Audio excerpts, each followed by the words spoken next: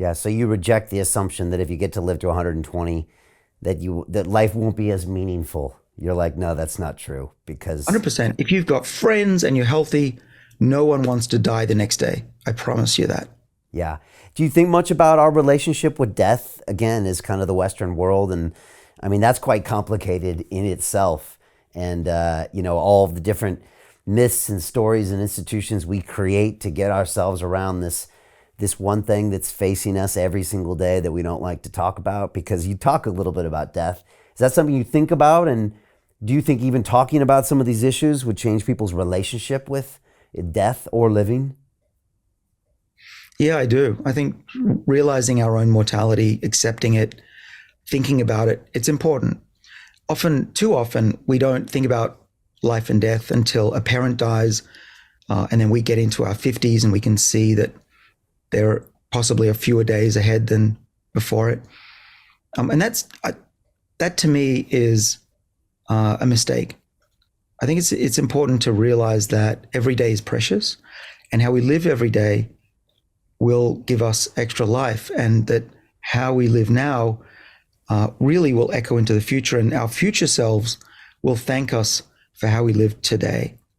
And it's really important to realize that our future selves are really ourselves. Often I mentioned this earlier, we distance ourselves from our future selves. It's not true. Brian, do you feel any different as a human being than you did 10, 20 years ago? No, no. Yeah. So when you're 80, you'll still be that guy who you are today. And we need to realize that, because otherwise we just put off the future and we don't worry about that person. But we need to think that that person is us, and it's not that far away. Now, there are a lot of myths, like you said, there's religion, of course, that makes death more palatable, more acceptable. And I'm not saying to do away with religion at all. I think it's very healthy for a lot of people and comforting.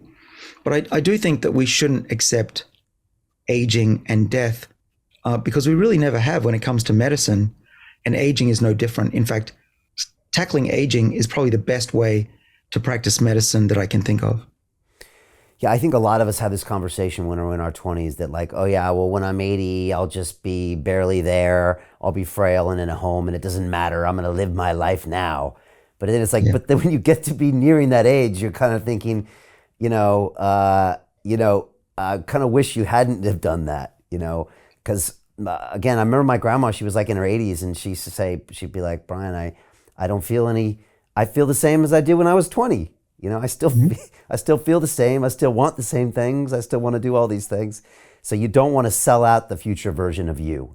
And you're basically doing that every day when you're not putting these practices into place. Well said. Very, very well said. Another thing that I recall somebody told me who was elderly is no one tells you how horrible aging is.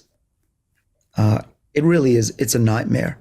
And we're all headed for that if we're lucky enough to get there. And we're in denial of that. And we got to realize that aging is no cakewalk. It's hell for a lot of people. And it can be hell for a decade of suffering. And anyone who's had a parent or grandparent go through this knows how bad it is. And actually, death is not pleasant either.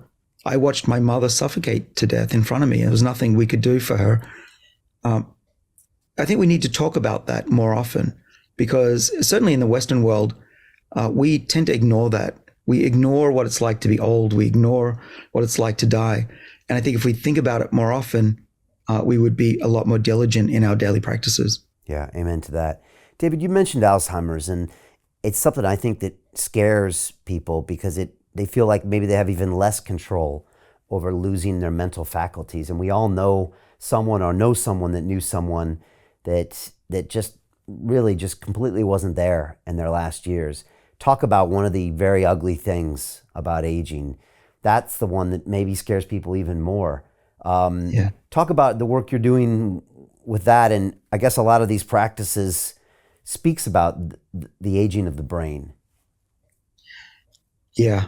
That's one of the most important things about the research that I do, is that if I discover something that slows down aging in the body but doesn't slow down aging in the brain, I don't study it. We have to keep the brain young as well as the body. The good news is that so far, without well, maybe with one or two exceptions, what we have discovered slows down aging in the brain as well. And our latest research, which works on age reversal and resetting the software in the body, works really well in the brain. In fact, so far it works in the brain better than anywhere else in the body. Nerves, it turns out, are very easy to reset the age of. And we're studying mice right now because it's easier and permitted. And what we're taking is old mice that have lost their ability to learn and they're blind, and we can reset their eyes and their brain. The eyes are part of the brain. And we get back vision and we get back learning. And we think that this is going to be a future approach to treating and certainly preventing dementia. And one of the things I'm hopeful is that even lost memories can be regained by reversing the age of the brain. And so that's a future where, I look forward to, where people can not worry about losing their ability to recognize family members or forget things that they learned in their youth and during their careers. Keeping the brain healthy is super important. And one of the problems with medical research is that because researchers haven't taken aging into account and have been sticking these Band-Aids on the problem, there's been very little progress in slowing down the diseases of aging in the brain. And I think with this new approach of slowing the cause of these diseases, which is aging, we have a real fighting chance of being able to have a big impact on keeping people having normal cognition into their 80s and 90s, like my father is set to have. Is there an upper limit, ultimately, David, on aging? I mean, when you start getting up to 150, 200, is there something that's going to stop or not? Well, anyone who says there's a maximum lifespan to humans, a biological limit, doesn't know what they're talking about. There's no evidence for a biological limit to humans. There are many species that live longer than us. Some of them are very similar to us genetically. Whales, for example, some of them can live 200-300 years. And we are not so different from them. What we need to do is study them and understand what is it about their bodies that protects them from cancer and heart disease and dementia. Their software seems to be very robust. They don't get corrupted software. The so-called epigenome stability is what they have. And by finding medicines that give us those capabilities of those animals, I don't see why we couldn't live just as long as they do. Now, in our lifetimes, what are we likely to see? Well, given the advances in age reversal, I'm now more and more optimistic that the first person to live to 150 is already here on the planet. I said that, and that quote has now been echoed around the world. You might have heard that before. Yeah. And I still believe that. In fact, I increasingly believe that to be true. I'm looking for partners, collaborators, colleagues who want to join forces with me around the globe and create real value, generational wealth, and financial freedom for everyone else around the world. Get involved in the cryptocurrency markets, get involved in the NFT markets. This is your moment. Life all comes down to a few moments. Don't let this pass. Now it's not too late. Next year's going to be too late. Ultimately, this is about freedom. That's the way I see it. This is about giving power back to the people and enabling billions of people worldwide to use the financial markets to improve their lives and those of their friends and their families and their communities.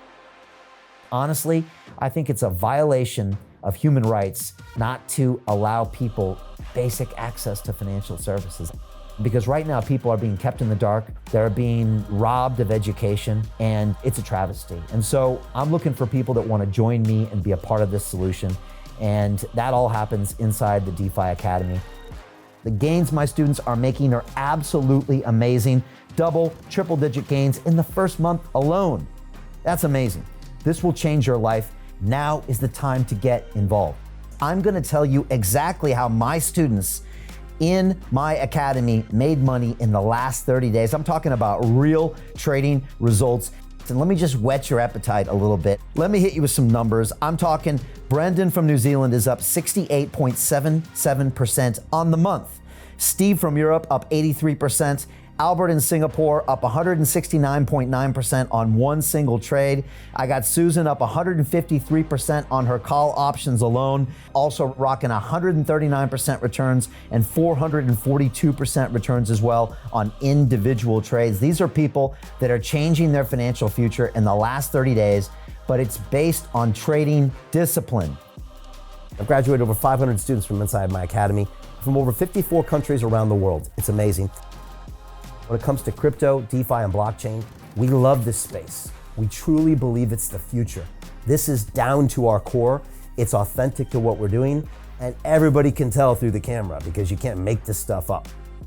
If you're watching me now, wherever you are, I implore you, take 60 seconds right now and join my academy. Apply today. Now you've got a chance. Life all comes down to a few moments. What are you gonna do? What's the choice that you're going to make?